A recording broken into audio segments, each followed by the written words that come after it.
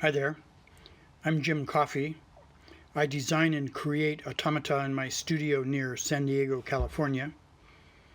It's July 18th, 2024. This is going to be a quick video. I just want to describe to you how I generate random and erratic motion for Benny, the double bass player.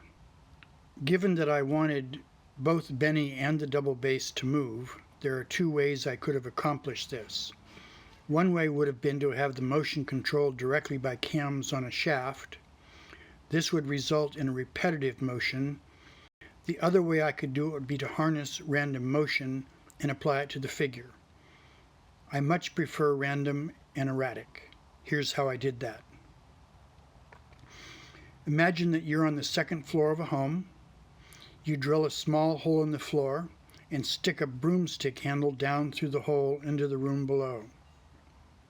Your trusty first floor assistant grabs the end of the broomstick and moves it in a figure-8 motion. Up on the second floor, the broom would replicate that figure-8 motion. This automata is powered by an electric motor. The electric motor drives a 27-tooth spur gear.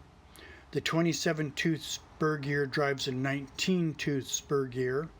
In this configuration, it will take 513 turns of the driving gear before both gears are lined up again at their starting positions.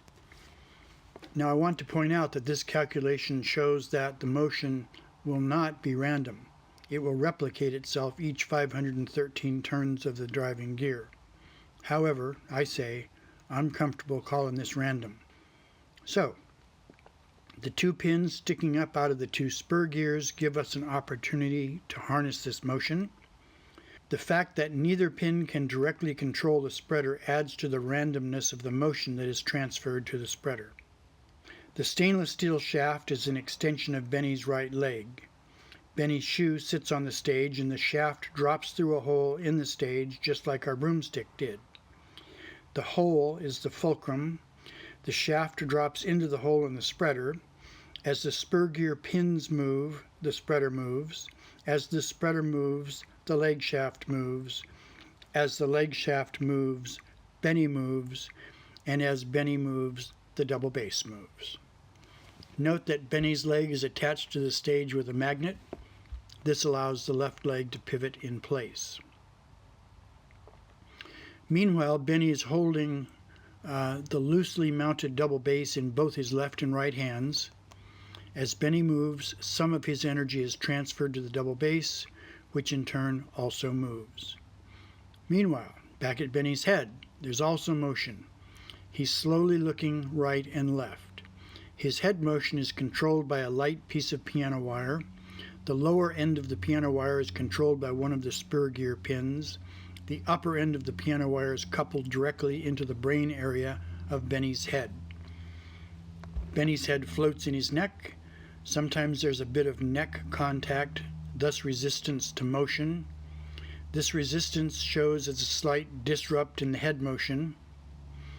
Further, Benny's torso is turning randomly as it moves, which also causes an apparent random relationship between Benny's torso and head.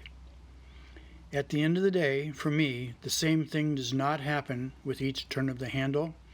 Benny and his double bass move randomly, more naturally, the way I see things. Thanks for watching. Cheers.